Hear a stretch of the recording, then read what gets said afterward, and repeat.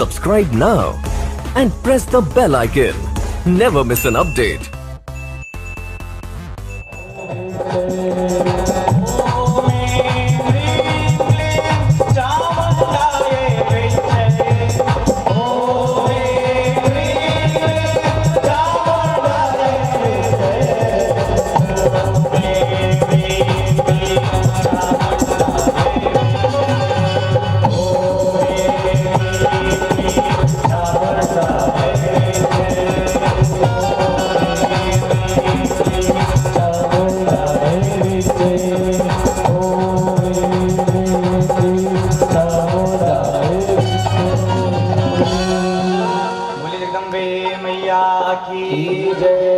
कौन है माता जी? कालिका देवी।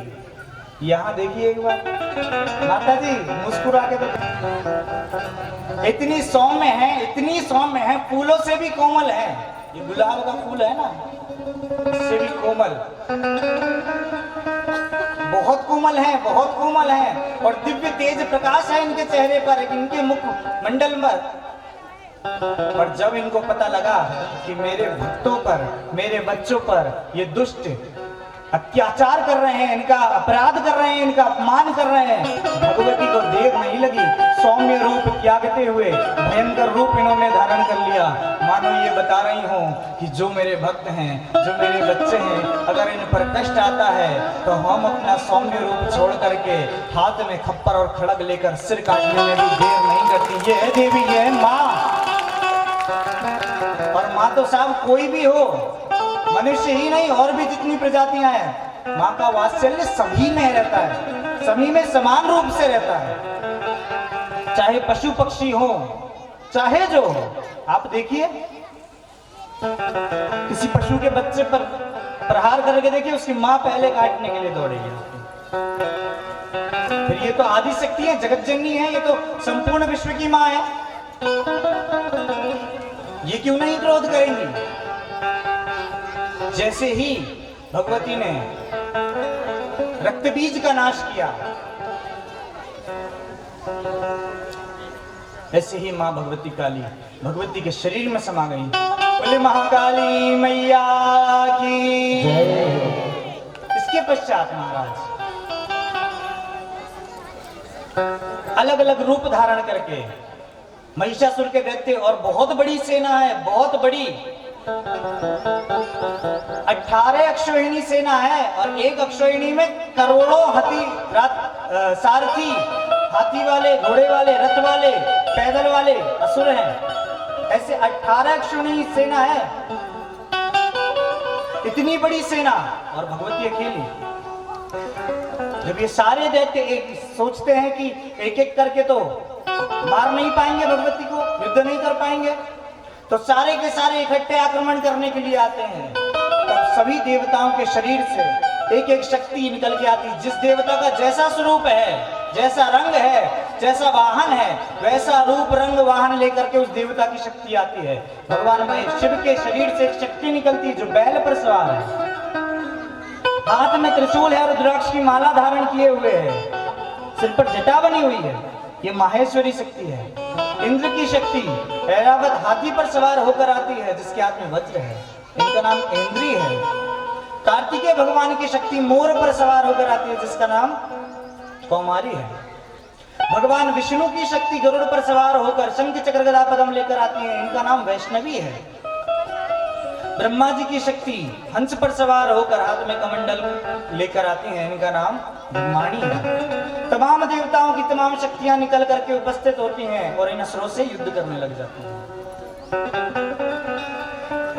युद्ध करते करते जब असुर एक के बाद एक आते जाते हैं और प्रहार करने के लिए आगे बढ़ते हैं, ध्यान से सुनिए, ये कमजोर समझता है, माताओं को, स्त्रियों को कमजोर समझता है महिषासुर। भगवती अपनी शक्ति दिखा रही हैं। युद्ध करते करते करते इनका क्रोध इतना बढ़ता है, इतना बढ़ता है कि भगवती दुर्गा हाथ में कृपाण लेकर के, और अभी तक सिंह पर विराजमान थी, पर अब सिंह के ऊपर खड़ी हो गई है। और इनका सिंह भी अपने पंजे मार मार कर, नाखूनों से चीर चीर कर असुरों का नाश कर रहा है, खून रक्त का पान कर रहा है। कई योगिनियां नाच रही हैं, भगवती सिंह के ऊपर खड़ी हो जाती हैं और अपने बालों को केस को बिखरा देती हैं और युद्ध करती हैं। आइए एक बहुत प्यारा भजन हमारा आप सभी श्रवण करते हैं।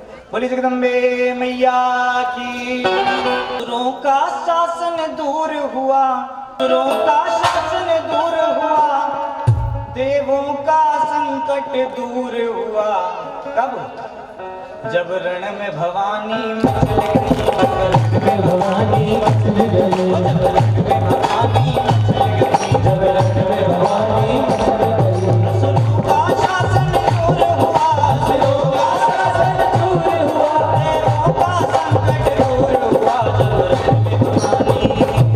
जब रण में भवानी मचल गई, जब रण में भवानी मचल गई।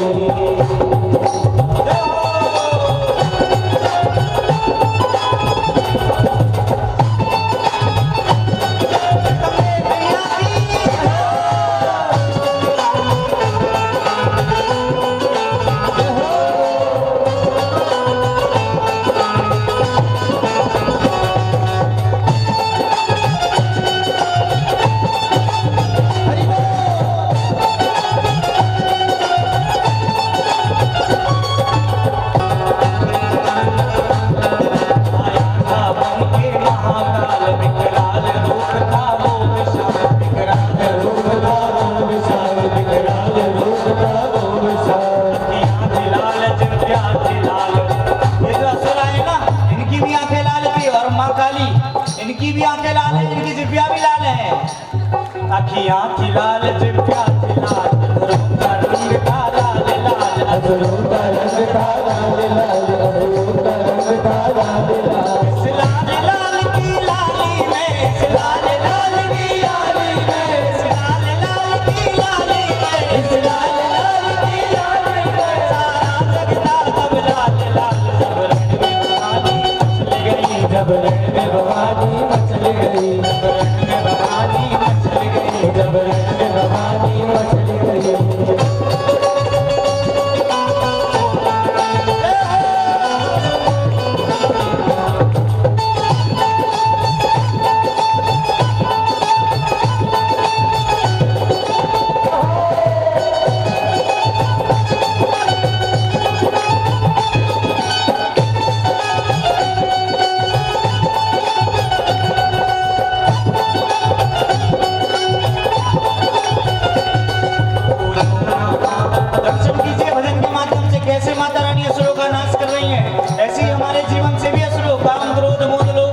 लोगों का नाश करेंगे। पूछो ना माँ अम्बे का हाल, संहार रही थी बेमिसाल, संहार रही थी बेमिसाल, संहार रही थी बेमिसाल। धरती की लाल, अंबर का लाल था, चारों दिशा में रंग लाल था, चारों दिशा में रंग लाल था, चारों दिशा में रंग लाल। असुरों की लाश लाल लाल, असुरों की लाश लाल लाल, असुरों की लाश लाल लाल, असुरों की लाश लाल लाल। मैया का खड़ग था लाल लाल। भवानी मचल गई, जब रण में भवानी मचल गई, जब रण में भवानी मचल गई, जब रण में भवानी मचल गई।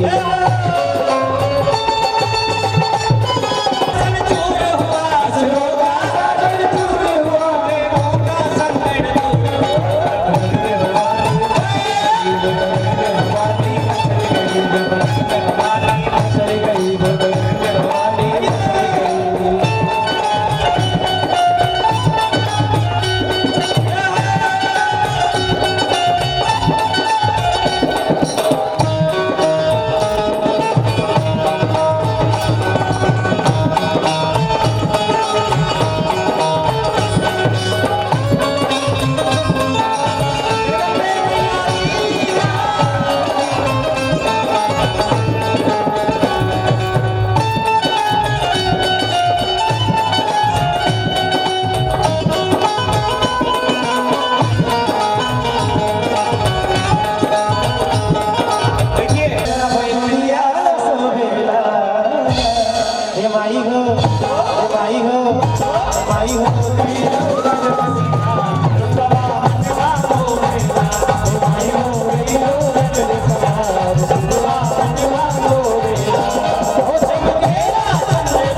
Yeah.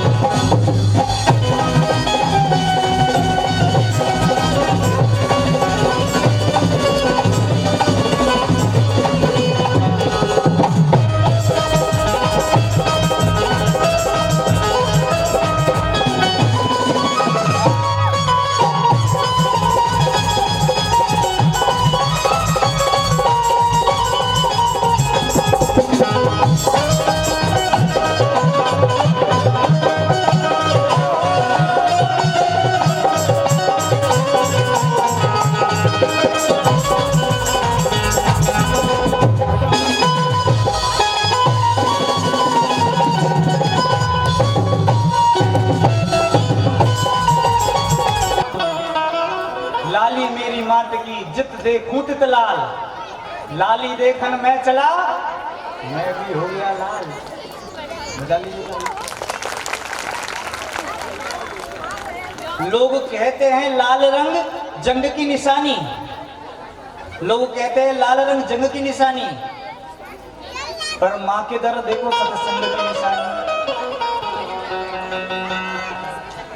कई पूरा पंडाल लाल लाल दिख रहा है, फिर भी 90% तो दिख ही रहा लाल।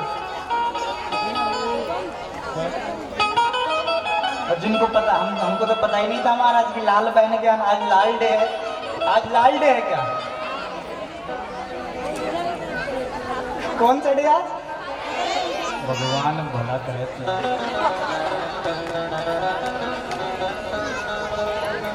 हिंदी में है कि इंग्लिश में है?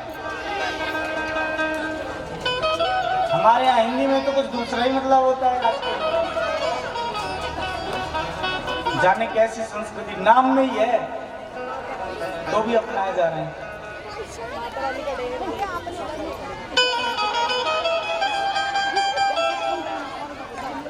संस्कृति हमारी अपनाइए।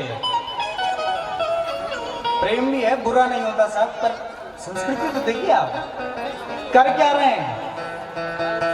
प्रेम कीजिए, भगवान से प्रेम होता है, भगवान की कथाओं से भजनों से प्रेम होता है।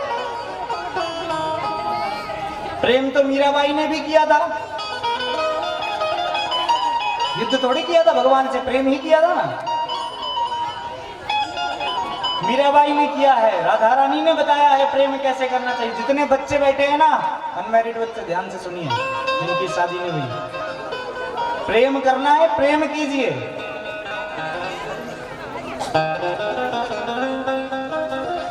पवित्रता होती है, प्रेम का अर्थ जान लीजिए। पवित्रता है, त्याग है, ये होता है प्रेम। जानिए हमारे धर्म ने किसको प्रेम कहा है। अब करने प्रेम जाते हैं, कर कुछ और आते हैं। राधा रानी, ये मीराबाई ने प्रेम किया तो इतिहास बन गया। इतिहास बनता है सच्चा प्रेम करने से, भले ही चाहे विवाह हो चाहे नहीं हो, इतिहास बनता है सारा। भगवान भी उस प्रेम में सहायक बनते हैं, और स्वयं परमात्मा ही प्रेम का स्वरूप है। जहाँ पवित्रता है, करने प्रेम जाते, कर कुछ और आते, इतिहास तो बनता नहीं। क्या बनता है? सावधान इंडिया का एपिसोड बन जाता है। ये प्रेम नहीं है, ये पाप है। ये सब डे रहते हैं ना, इनके हिसाब से मत चला करो। शादी के पहले ही रहते हैं ये सब डे, फ्लावर डे, गमला डे, कमला डे, चॉकलेट डे।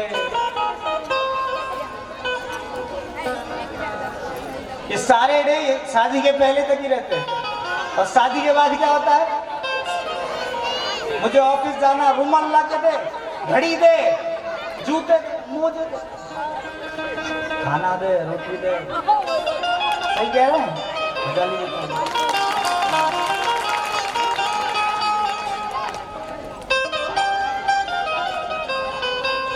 हम माताएं कुछ देख रहे हैं, ये महाराज को कैसे पता? शादी हो गई होगी महाराज की।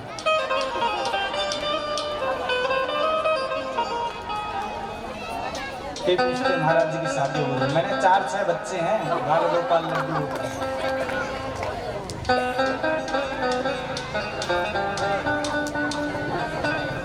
ये देख करके सीखने को मिलता है। महाराज भगवती असुरों का नाश करती हैं। अब बारी आती है महिषासुर की। महिषासुर आगे आता है, देवी से युद्ध करता है, सारे असुर समाप्त करती हैं भगवती। देवी से युद्ध करता है, और युद्ध करते करते कभी ये भैंसे का रूप धारण कर लेता है, कभी सिंह का रूप धारण कर लेता है, कभी अश्व घोड़े का रूप धारण कर लेता है, कभी मनुष्य बन जाता है, कभी असुर बन जाता है। अलग अलग रूप धारण करके देवी से युद्ध करने लग जाता है। बहुत देर तक भगवती का और महिषासुर का युद्ध चलता है।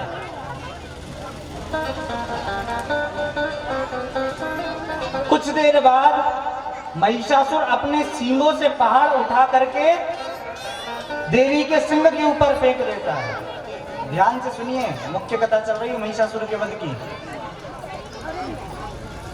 सिंगों से पर्वत उठाकर देवी के सिंह के ऊपर फेंकता है। जैसे ही देवी के सिंह पर प्रहार करता है, भगवती को क्रोध आ जाता है। कहा हमसे युद्ध कर रहे थे, ठीक था।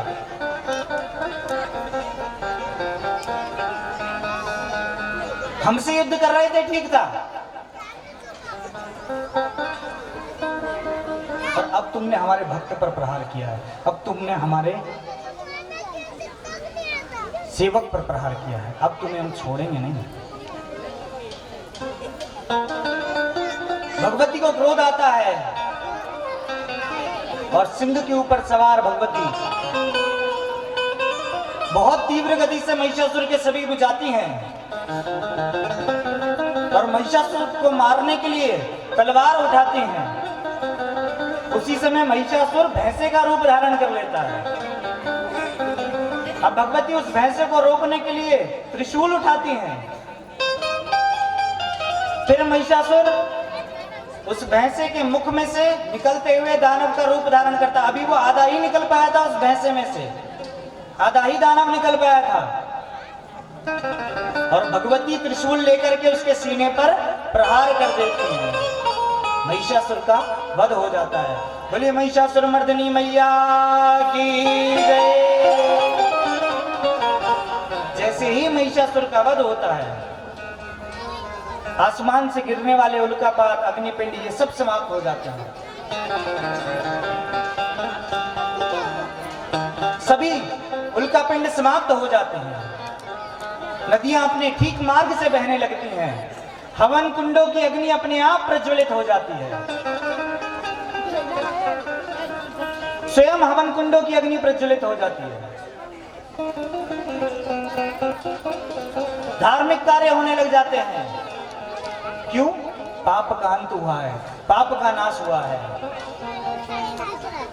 सभी देवता भगवती को प्रणाम करते हैं। ततो देवी सहस्त्रारम सुनाभम चक्रमुत्तमम करे कृत्वा जगदोच्चहे संस्थितम महिषासुरम। महिषासुर को मारने वाली भगवती, इसने बड़ा कष्ट दिया था हमें, आपने इसका संहार किया है।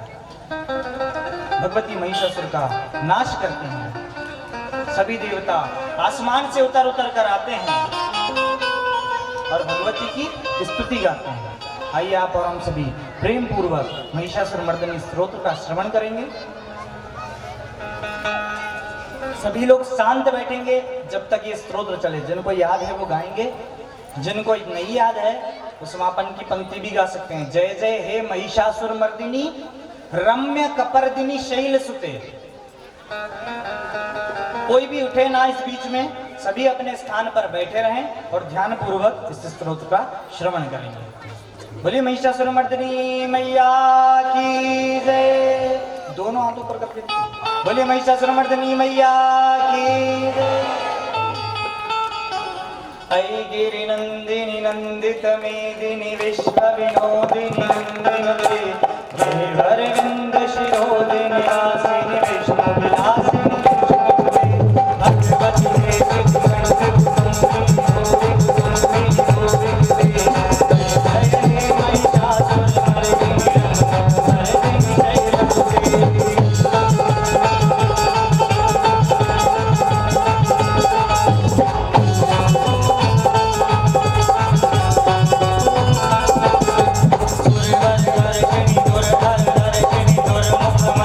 Hare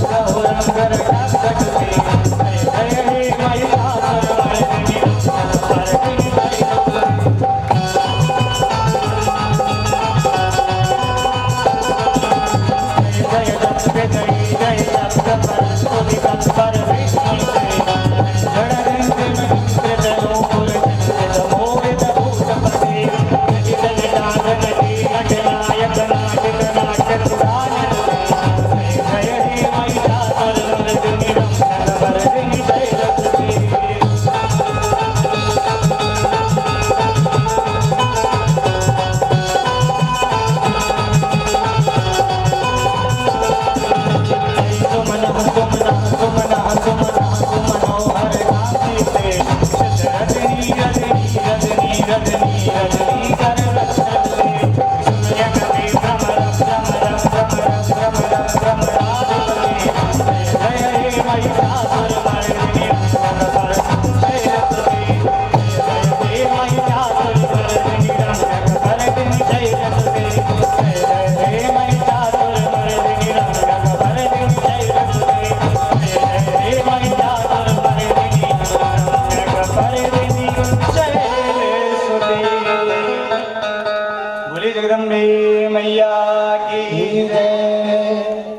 सभी लोग सीधे बैठेंगे, नेत्र बंद करेंगे, हाथों को आपस में जोड़ लेंगे और भगवती की स्तुति करेंगे जो देवताओं में की है।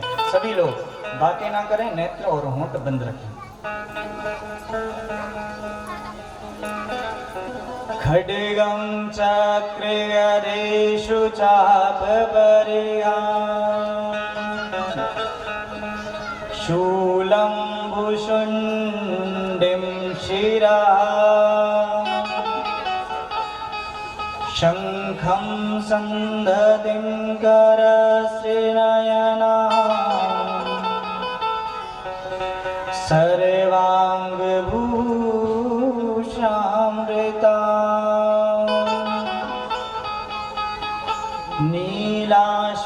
नीलाश्मद्युतिमास्य पाददशका सेवे महाकालिका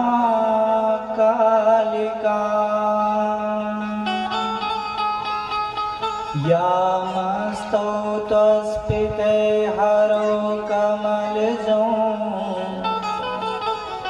हन्तुं मधुं कैटभम्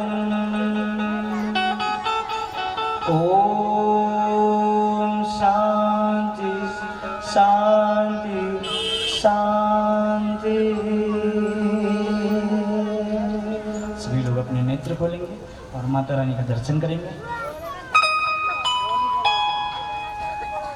महाराज, भगवती असुरों का नाश करती है। कौन है महिषासुर?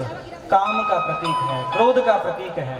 इसका नाश भगवती करती हैं। जिनको काम बहुत परेशान करता है उनको महिषासुर मर्दिनी स्तोत्र का पाठ करना चाहिए।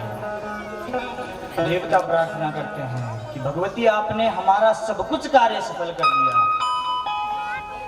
देखिए, जब असुरों को मार दिया ना भगवती ने, तो वापस पुनः ये वाला रूप धारण कर लिया जो धारण करके हमारे माता जी नींद आ गई क्या? ओ माता जी,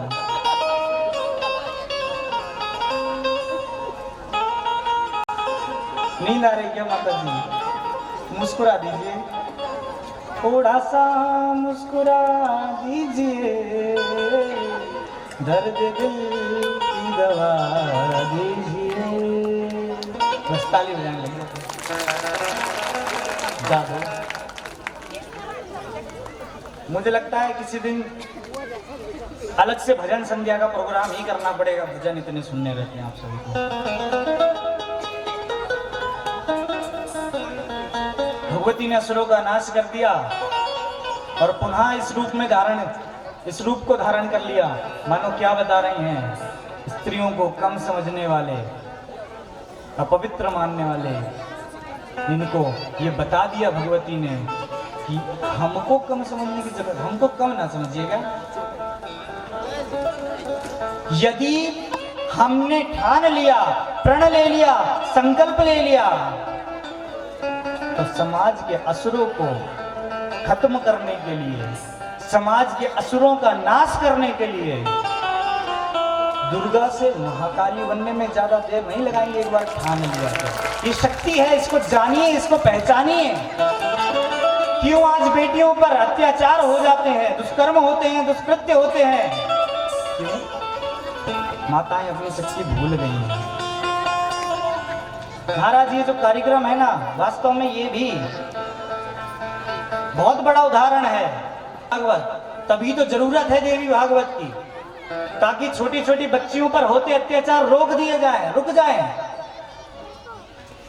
हम लोग नहीं बोलते साहब, हमारा जमीर मर गया है। बेटी हमारे घर की नहीं है ना, बेटी तो दूसरे घर की है, दूसरे की है। जिसकी परेशानी वो निपटे, वो सुलझे, हमको उससे क्या मतलब? जिसके घर में आग लगी वो बुझाएगा, हमको क्या मतलब? कितना कुछ बदलाव आ रहा है समाज में, पर एक चीज कभी रुक ही नहीं पा रही है, रुक ही नहीं पा रही है। क्यों? बुद्धि में महिषासुर बैठा है, बुद्धि में ये महाअसुर बैठा है।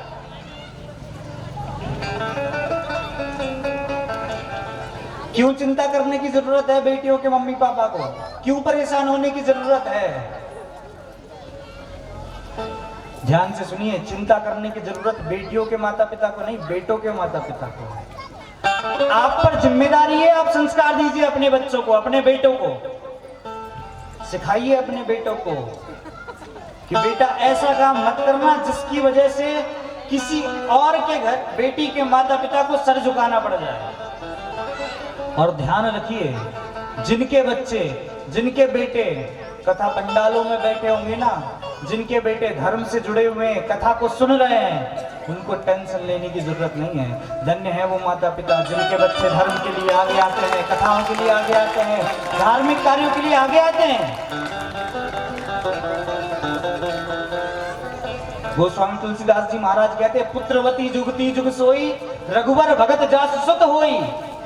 वही स्त्री पुत्रवती कहलाने के योग्य है जिसका बेटा भगवान का भक्त है। जननी जने तो संत भक्त, या दाता या सूर, या से तो बांझ ही भली, काहे खोवे नूर। अगर जन्मना ही है तो अपने बेटे को या तो दानी बना दो, करने की तरह दानी बन जाए, शूरवीर बना दो, संत बना दो, महात्मा बना दो। किसी के घर की लज्जा ना जाए हमारी वजह से। ध्यान रखिए, कभी किसी की बेटी कुछ गलत कदम उठा ले, कुछ गलत कार्य कर ले, कभी उस बेटी का प्रचार मत कीजिए, कुप्रचार मत कीजिए, दुष्प्रचार मत कीजिए। ज्यादा देर नहीं लगती हम तक बात पहुंचने में, और बहुत कष्ट होता है जिस बात के लिए हम दूसरों को समझाते थे, हमारी बेटी संभल लीजिए, समझाइए बच्चों को। चाणक्य नीति में आया है कि जन्म से लेकर के 5 साल तक के बच्चों को प्रेम देना चाहिए, प्यार देना चाहिए, लाड देना चाहिए, दुलार देना चाहिए, जम के प्यार देना चाहिए, कंजूसी मत करो। और इसके बाद 10 साल, 5 साल से लेकर के 15 साल के बच्चे को दंड देना चाहिए। यदि वो कुछ गलत करे तो उसको दंड देना चाहिए, ताकि दोबारा गलती ना करे। यदि बच्चा कुछ गलत कर रहा है और आप उसको ऐसे ही छोड़ रहे हैं, मतलब आप उसको दोबारा गलती करने के लिए प्रेरित कर रहे हैं। 5 साल से लेकर 15 साल तक के बच्चे को दंड दीजिए, और इसके बाद दंड देने की जरूरत नहीं है, सिर्फ समझाइए, प्रेम से समझाइए। 15 साल से ऊपर के बच्चों को मारा नहीं जाना चाहिए, इनको समझाया जाना चाहिए।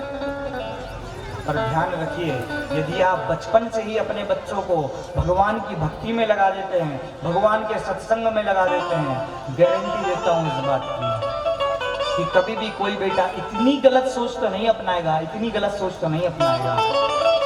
वो आपसे पहले बेटियों के घर के माता पिता की चिंता करेगा। और तब कष्ट नहीं होता है जब किसी बच्ची पे कमेंट कसे जाए या कुछ कहा जाए, जब वो जा रही है तब किसी को कष्ट नहीं होता। और सोचिए जब वो खुद की बहन हो तब आग लग जाती है सांप सीने में, दिल दुख जाता है।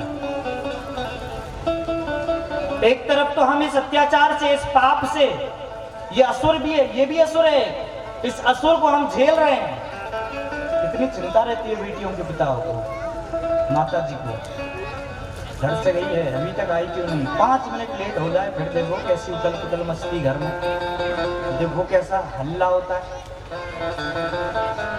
क्यों चिंता करने की जरूरत है? भारत में रह रही है ना बेटी, तो बच्चियां तो भारत में है ना, और ये बच्चे भी भारत के हैं। यहाँ तो हम बेटी की पूजा करते हैं देवी मानकर, कन्या भोजन कराते हैं, भंडारे लगाते हैं। फिर क्यों चिंता करने की आवश्यकता है? क्यों परेशान होने की आवश्यकता है?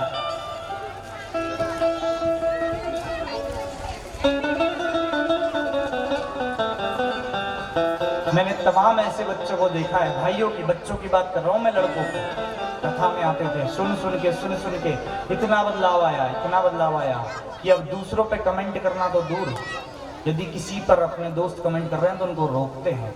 ये बदलाव है, कथा का प्रभाव है। जितने भी भाई लोग बैठे हैं ध्यान से सुनिए, मैं एक प्रार्थना करना चाहता हूं, बहुत दिल से है ये प्रार्थना। जब भी कभी, क्योंकि सब एक जैसे नहीं होते बच्चे, सब बुरे नहीं होते, 2-4 मिल जाते हैं। यदि कोई भी आपके दोस्त किसी बच्ची के बारे में गलत बात कहते हैं, सभी भाइयों से अनुरोध करता हूं, जब भी कभी आपका कोई दोस्त किसी बच्ची के बारे में, किसी बेटी के बारे में, किसी बहन के बारे में गलत कहता है, अब शब्दों का प्रयोग करता है, कदापि मत सुनिए, बिल्कुल मत सुनिए। यदि कोई गलत बात कह रहा है बिल्कुल मत सुनिए। ऐसे दोस्तों को भगा देना चाहिए अपने पास से। मैं तो कहता हूँ भगा देना तो दूर की बात है, धक्का देकर दूर निकाल देना चाहिए कि तेरे जैसे दोस्त होने से अच्छा है मैं चुल्लू और पानी में डूब के मर जाऊं। क्योंकि यही वो लोग रहते हैं जो धीरे धीरे मानसिकता उपजाते हैं। आप अपने बच्चे को धर्म सिखाकर पहुंचाते हैं बाहर, अच्छी बातें सिखा के पहुंचाते हैं माँ बाप, तो फिर कहां से इनके दिमाग में गंदगी आ जाती है? 2-4 मिल जाते हैं और अपना सुना के इतना माइंड वॉश कर देते, इतना दिमाग घुमा देते हैं। वास्तव में शूरवीर वो नहीं होता जो जिसके कारण बेटियां चल ना पाए सड़क पर, ये शूरवीर नहीं है, ये वीरता का काम नहीं है। वास्तव में शूरवीर तो वो होता है जिसका अगर नाम भी सुन लें तो बेटियां आधी रात को भी यदि कोई काम हो तो निर्भीक होकर के सड़क पर निकल जाएं और अपना काम करते हैं। ये वास्तव में शूरवीर है, ये वीर है। सभी बच्चों से अनुरोध है, ऐसा कोई काम मत कीजिए जिससे आपके माता पिता पर उंगली उठे, क्योंकि करते बच्चे गलत काम है और संस्कार माता पिता के बदनाम हो जाते हैं। ये संस्कार दिए माँ बाप ने, ये संस्कार दिए माँ बाप ने। ऐसा कर्म कीजिए कि जिस गली से आपके माता पिता निकल जाएं, लोग आपकी वजह से उनको भी प्रणाम करें कि धन्य है ये माता पिता जो ऐसी संतान को जन्म दिया। ऐसा कर्म करके दिखाइए। और बेटियों से भी अनुरोध है, कोई गलत काम मत कीजिए, क्योंकि अगर एक भी बच्ची गलत काम करती है तो आगे आने वाली पीढ़ी जो बेटियां होती है इनको दुख झेलना पड़ता है, इनको कष्ट झेलना पड़ता है। लोग बेटियों के होने पर दुख मनाने लग जाते हैं। क्यों? पड़ोस की बेटी ने गलत काम किया, हो ना हो हमारी भी करें। अपने माता पिता को इतना भरोसा दिला दीजिए। बहुत बच्चे बैठे हैं, इसीलिए मैं इस बात को कह रहा हूँ, अपने माता पिता को इतना भरोसा दिला दीजिए कि अगर वो आपको अपने दोस्तों सहेलियों के साथ भी कहीं मेले इत्यादि में भेजें तो उनको इतना भरोसा रहे कि सूरज पश्चिम से उग सकता है लेकिन मेरी बेटी गलत रास्ते पर कभी कदम नहीं रखेगी, कभी कदम नहीं रखेगी। इतना भरोसा दिलाइए।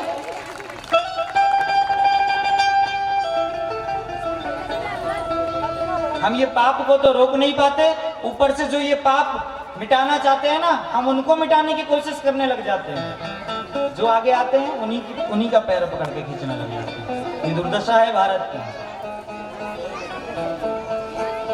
क्यों ऐसा किया जाता है? क्यों बार बार संतों ब्राह्मणों को लालची? टीवी वाले ने दिखा दिया सारे पंडित जी लालची है, सारे संत स्मगलर हैं, वही मानने लग गए।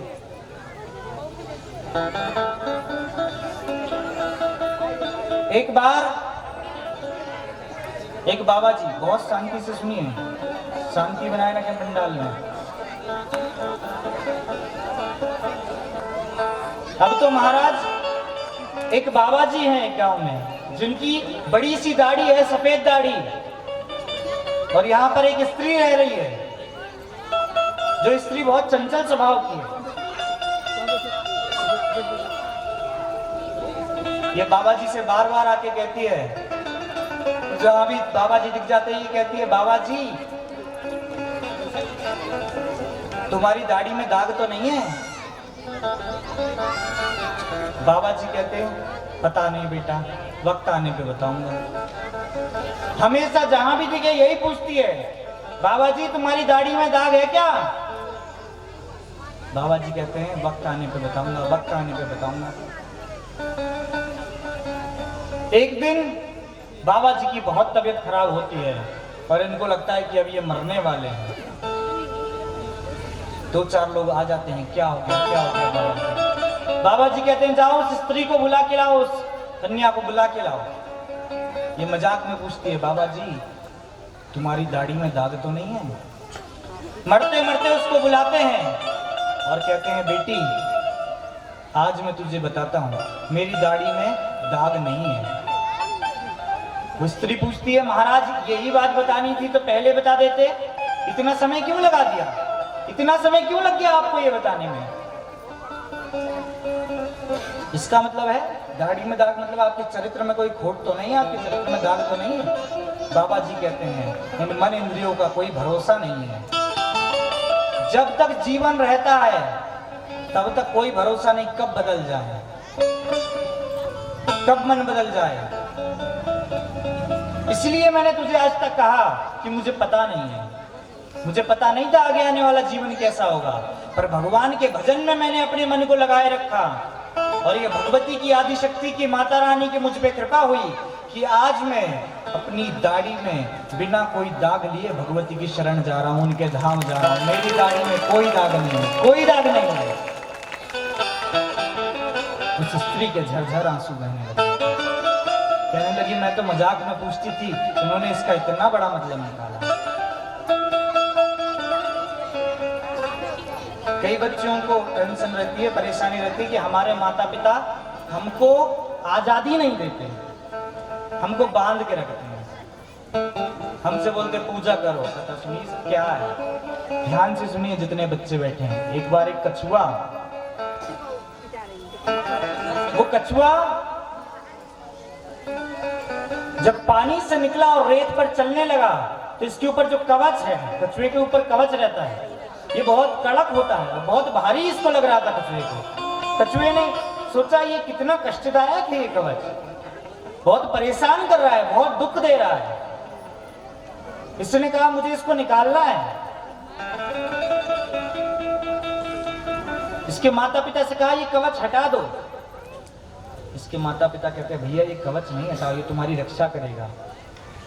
ये कहता है मुझे बहुत कष्ट होता है इससे, मुझे बहुत दुख होता है इससे, मैं इसको अपने शरीर पर रखकर परेशान हो रहा हूं। माता पिता बहुत समझाते हैं, इसके समझ में नहीं आती। थोड़ी दूर चलता है,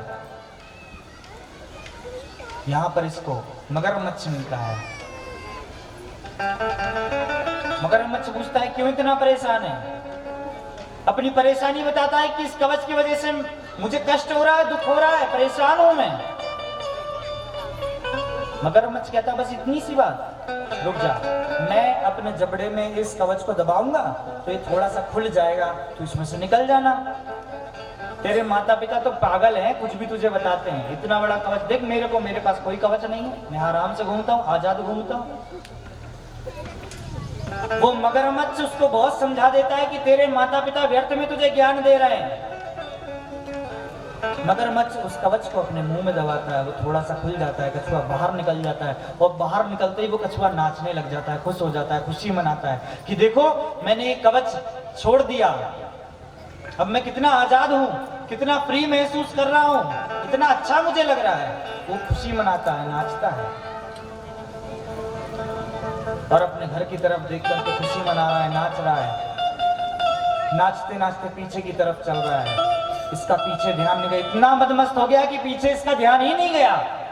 और नाचते नाचते पीछे वही मगरमच्छ जिसने इसका कवच निकलवाया। क्यों? क्योंकि कवच रहता था तो इसको खा नहीं पाता था मगरमच्छ। अब कवच इसने छोड़ दिया है तो वही मगरमच्छ बड़ा सा मुंह फाड़ के बैठा है और ये नाचते नाचते पीछे देखता नहीं है और वो मांस का लोंदा जैसा कछुआ सीधे जाकर के उस मगरमच्छ के मुंह में प्रवेश कर जाता है और मगरमच्छ उसको खा जाता है। यही हो रहा है। बच्चों को लगता है क्यों हमें संस्कृति दे रहे हैं, क्यों हमें धर्म सिखा रहे हैं, क्यों हमें ये सब बोलते हैं ऐसा करो ऐसा नहीं करो, ऐसा करो ऐसा नहीं करो। ये सब सुरक्षा कवच है आपका। और जो लोग कहते हैं ना ये गलत है, उनकी बातों में कभी मत आना। ध्यान रखिए, आपके माता पिता और आपके गुरु यही आपको सतमार्ग दिखाते हैं और पृथ्वी पर यही आपके भगवान है। इनके सिवा कोई आपका भगवान नहीं है, कोई आपका भगवान नहीं है। इनकी बात मानकर चलिए, सुनकर चलिए। आइए एक विशेष सूचना आप हम सभी सुनेंगे, इसके पश्चात हम कथा में प्रवेश करेंगे। Hello, Subscribe now and press the bell icon. Never miss an update.